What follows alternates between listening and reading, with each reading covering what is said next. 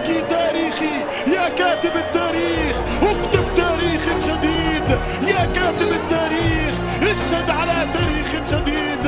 هذا الريال ممتع ويرعب، هذا الريال لا يستسلم، جنود مدريد. والله اقل حاجه تتقال عن حلاوه وجمال وطعامه الماتش بتاع ريال مدريد واشبيليه، وجمال ريال مدريد وجمال اداء ريال مدريد وجمال لعيبه ريال مدريد وجمال كارلو انشيلوتي في ريال مدريد. وبرضه عايزين نروح نتكلم عن المصيبه والفضيحه اللي حصلت في الكامب نو في كاتالونيا بعد ما برشلونه خدت على عينها من عم سيميوني. فيلا بينا نبدا الحلقه الجديده من برنامج هلا مدريد. يلا بينا.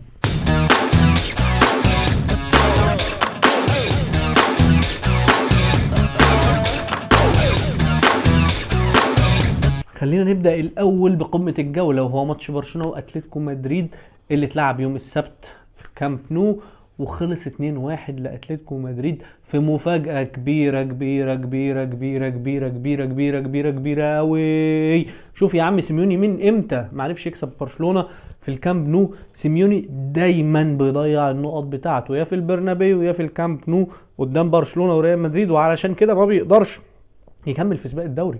بس الراجل السيزون ده عامل ويننج ستريك كبيرة جدا، ومن ضمنها برشلونة في الكامب نو، ودوت حطه زي ما توقعنا بالظبط في المركز الاول في صدارة الدوري الاسباني.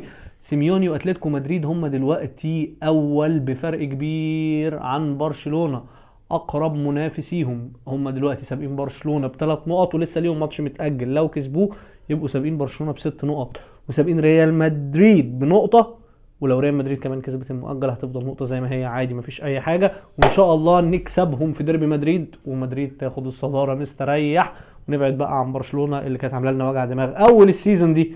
طيب ايه اللي حصل في الماتش ده؟ عايز اقول لك بقى ان الماتش كان عكس النتيجة تماما. الماتش كان سيطرة كاملة من كاتالونيا، سيطرة كاملة من هانز فليك ورجالة هانز فليك ولاعيبة هانز فليك. هانز فليك الصراحة لا يسأل تماما عن الخسارة دي. هتقولي ليه لا يسأل تماما عن الخسارة دي؟ عشان هقول لك مش هانز فليك اللي خلى اللعيبة تضيع الكور دي كلها.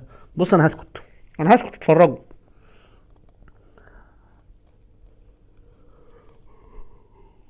لا ما انا الصراحة مش قادر اسكت، صراحه مش قادر اسكت على الهبل اللي انا بشوفه ده. مش هانز فليك اللي قال ليفاندوفسكي في ال6 يارده يقلب محمود عبد المنعم كهربا، مش هانز فليك اللي قال رافينيا يحط الكره في العارضه، مش هانز فليك اللي قال رافينيا يضيع انفراد، مش هانز فليك اللي قال لكل اللعيبه دي تضيع الكور اللي ضيعتها، تضيع انفرادات، تضيع كور في ال6 يارده، تضيع كور واهداف مؤكده. الماتش ده كان ممكن يخلص 3 4 5 لبرشلونه على الاقل، وهانز فليك فرض سيطرته وفرض طريقه لعبه. وللاسف سيميوني رغم انه هو ماستر اوف سسبنس، ماستر اوف اجلي فوتبول، ماستر اوف ديفنس، ماستر اوف بارك ذا باس، الراجل اللي بيعمل كل حاجه عشان يموت الماتش، ما قدرش يقف قدام طوفان برشلونه. من وجهه نظري اللعيبه بتاعت برشلونه طالعين باربع وخمس وست كور انفرادات. اللعيبه بتاعت برشلونه بيعملوا ثرو باسز من العمق بيخشوا بيها لل18 بطريقه رهيبه. اكتر من 3 4 كور محطوطه ما بين المدافعين واللعيبه بتضيعها، اكتر من 3 4 انفرادات واللعيبه بتضيعها. كميه الكور اللي ضايعه دي يعني بجد لا يسأل عنها هانز فليك. احنا حاطين 8 9 فرص بس ضاع زيهم في الماتش، لكن في النهاية ايه اللي حصل؟ الراجل عرف يختمها، سيميوني عرف يخطفها، والجون التاني ارجع اقول وعيد وزيد هو ده مشكلة هانز فليك والعند بتاع هانز فليك. يا راجل انت في الدقيقة 96، انت في الدقيقة 96 يعني خلاص الماتش بيخلص وانت متعادل 1-1، مصمم على طريقة لعبك ومصمم على عندك ومصمم على نفس الاداء ومصمم ان انت برضو تلعب الدفاع المتقدم، مصمم انك تلعب الضغط العالي، مصمم انك تلعب على الاوفسايد تراب علشان يتضرب دفاع برشلونة في كورة كالعادة زي ما بقى كل ماتش بيتضرب في كورتين 3، ويطلع الراجل بتاع اتلتيكو مدريد بسهولة قوي قوي قوي قوي بعد ما ضرب مصيدة التسلل كالعادة زي ما بيحصل في كل ماتش، ويرفع اوفر جميل قوي للنرويجي سورلوس اللي بيحط الكوره في الجون وبيقتل الماتش في الدقيقه 96 عشان يجيب 3 نقط غاليين قوي لاتلتيكو مدريد. والسيميوني ما كانش حد متوقعهم نهائي، الراجل قتل الماتش في الدقيقه 96، الراجل عرف ياخد اللي هو عايزه الماتش رغم رغم رغم رغم رغم ان هو مجرد حظ ومجرد صدفه، والماتش ده كان ممكن نتيجته تختلف تماما تماما تماما تماما.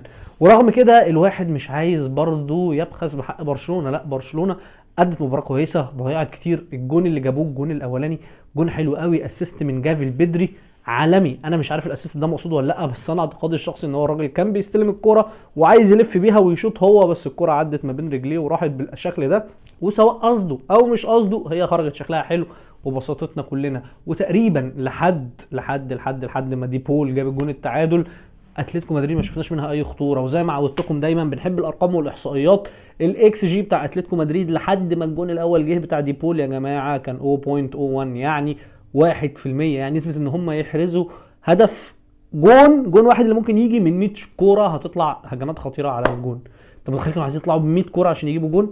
هو ده كان انعكاس للاداء اللي في الملعب، انعكاس لاداء برشلونه الخطير، انعكاس لاداء اتلتيكو مدريد السيء. وعشان كده بقول ان النتيجه كانت خداعه، النتيجه دي مش حقيقيه، ويا ريت ما نصدقهاش وما نبنيش عليها افكار. اتلتيكو مدريد برضه انا مش عايز ابخس حقها، اتلتيكو مدريد في الدوري عامله ويننج ستريك رهيبه، اتلتيكو مدريد بتأدي اداء قوي جدا قدام كل الفرق، بس للاسف طريقه لعب سيميوني بتختلف تماما قدام برشلونه وريال مدريد، لان هو بينزل قدامهم يدافع، بينزل عايز يخرج متعادل، ده اقصى طموحه، لو كسب يبقى خير وبركه، ما بيهاجمش قدام الفرق دي.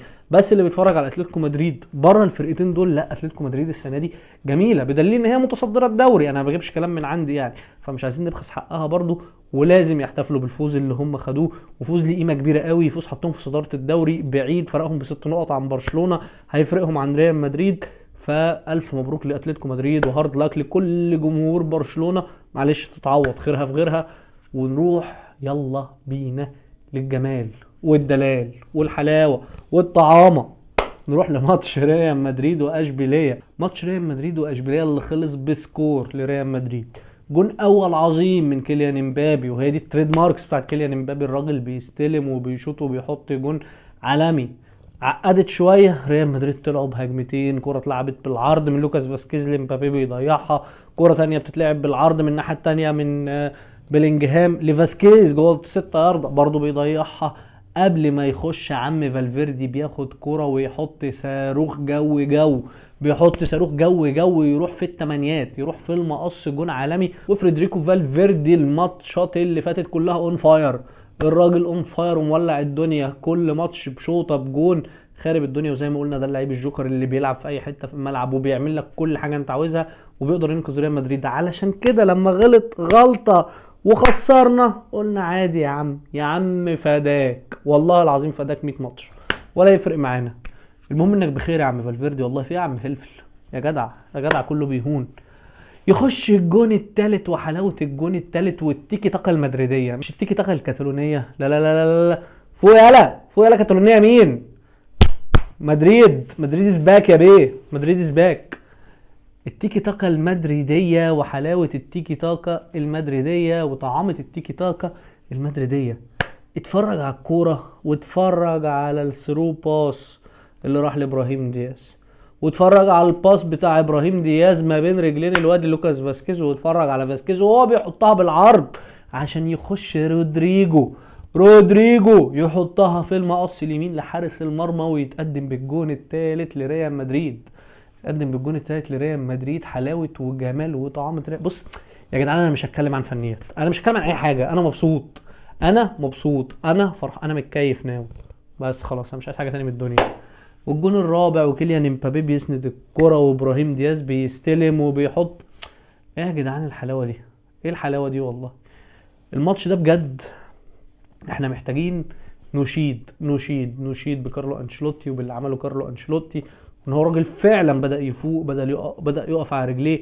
الفيديو بتاع باتشوكا قلنا باتشوكا مش مقياس، بس الفرقه مطمنانا، الفرقه شفنا اللعيبه بتاعتها كلها، اللعيبه بتأدي، اللعيبه بتتحرك، لعيبه كويسه، نتيجه عاليه، الفرقه بتخلص من بدري، وده اللي شفناه النهارده برضو، الفرقه بتخلص من بدري، الفرقه ما استنتش، الفرقه جايبه 3 اجوان في الشوط الاول، ورغم غياب فينيسيوس جونيور بس كيليان امبابي ورودريجو ما حسسوناش ان هو غايب. للاسف في نقطه ضعف في الماتش ده لازم نتكلم عنها، وهي كالعاده العرضيات، عرضيه من ناحيه الشمال بتتلعب علشان يجي جون في ريال مدريد، الراجل واقف لوحده، الراجل ده المفروض المان بتاع تشاوميني، المفروض تشاوميني هو اللي كان يبقى ماسكه، طبعا تشاوميني نايم في ميه البطيخ ولا يعرف عنه حاجه. طب الراجل نايم، اللي وراه على طول، اللي وراه لوكاس فاسكيز فين؟ لوكاس فاسكيز المفروض هو اللي يغطي التغطيه العكسيه في ظهر تشاوميني، عشان لما ينام في كرة زي دي هو يروح يمسك المهاجم، بس للاسف الاتنين نايمين في ميه البطيخ.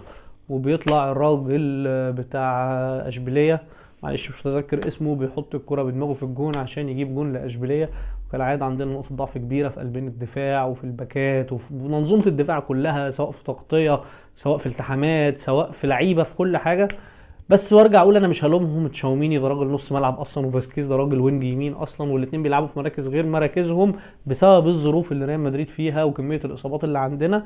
فالحمد لله ان احنا خرجنا بالنتيجه دي، بس مش اكتر من كده. الحمد لله، يا رب يا رب يا رب تستمر على كده، ان كيليان امبابي بدا يفوق. مش عارف هل الراجل كان محتاج ياخد شويه ثقه وفعلا يتاقلم مع الفريق.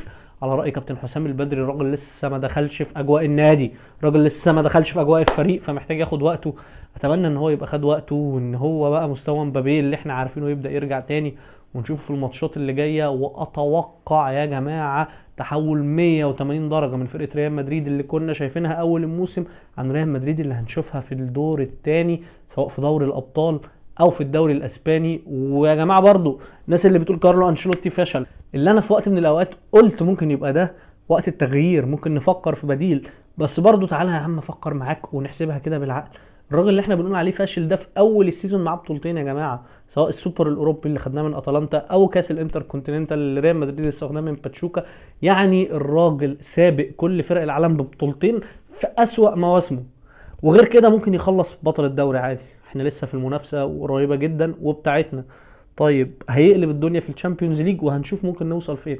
طب الراجل ده لما يخلص لك السيزون ده بثلاث ولا اربع بطولات، انت لسه السوبر الاسباني هنروح نلعبه كمان اسبوعين في مع برشلونه وبلباو ومايوركا، ممكن تاخده، ممكن تاخد دوري اسباني، انت لسه في الملعب ده كله. لما الراجل ده يخلص السيزون بثلاث اربع بطولات، ازاي هنقدر نقول عليه فاشل ولازم يمشي؟ ده في فرق يا جماعه تاريخها وحياتها كلهم بتقف على ثلاث اربع بطولات دول، مش في سيزون واحد.